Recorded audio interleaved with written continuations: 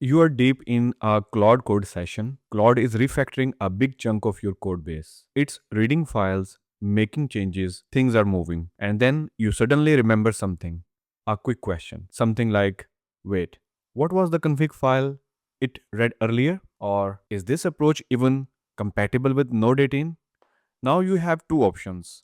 You either interrupt, which kills the current task, or you wait, and by the time it's done, you have forgotten your question. Neither option is great. There is a third option that was added to Claude Code just last week, and most people don't know it exists yet. It is called slash BTW. And in this video, I'm going to show you exactly what it does and how it works and when you should use it. So slash BTW stands for by the way, and the name actually explains the behavior perfectly. Think about how you talk to someone in real life. Your friend is cooking in the kitchen, focused on a task. You walk in and say, by the way, do you have any salt? They answer quickly and carry on cooking. The conversation didn't really happen. It was a side note.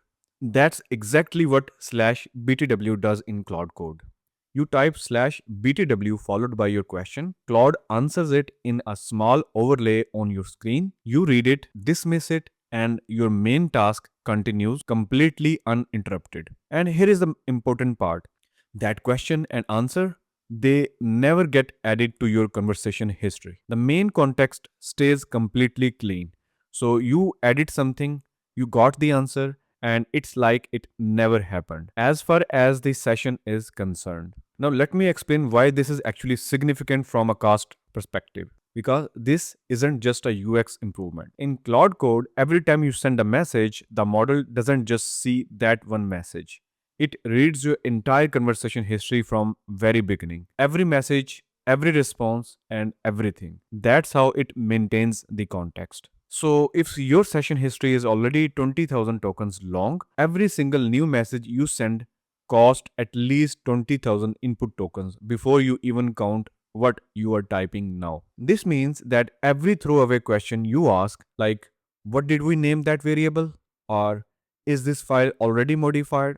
All that gets permanently baked into your history. And from that point on, every future message in that session carries that extra weight. Now, does slash BTW cost 0 tokens? No. I want to be honest here. It does use tokens, but because it reuses your session's prompt cache, the cost is significantly lower than normal message. And more importantly, because the exchange never enters your history, it doesn't inflate the cost of every future message in the session. So saving is not in the slash BTW itself. The saving is in every message that comes after it. Alright, let me show you this in action. So let me quickly start a task here. This is my existing project, so I'm going to tell it to make these changes.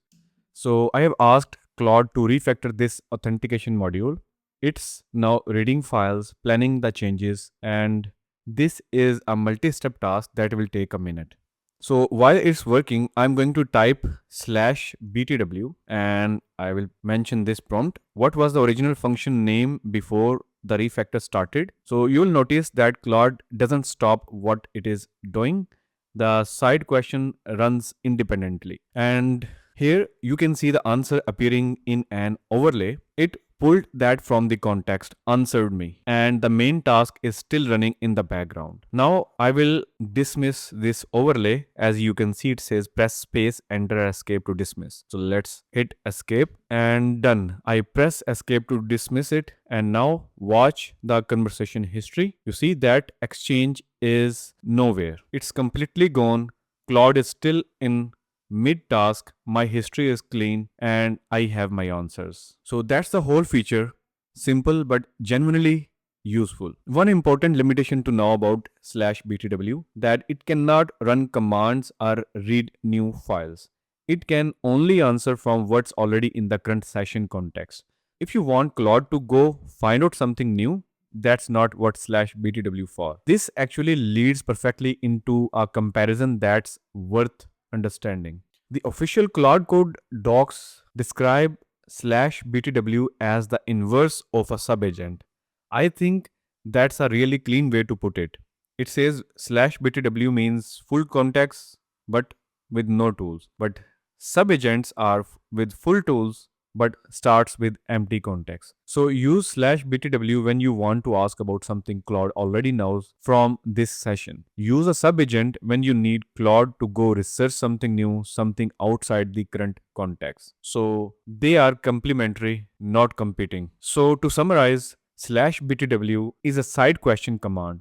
It gives you a quick answer, shows it in an overlay, and leaves zero trace in your conversation history. It was added in Claude Code version 2.1.72, released on 10th of March. So if you haven't updated recently, do that first. It won't change how you code, but for long sessions where you have frequent questions mid task, this is one of the small features that genuinely adds up. If you found this useful, give it a like. It helps the channel a lot. And if there is a Claude Code feature you want me to cover next, drop it in the comments. I will see you in the next one.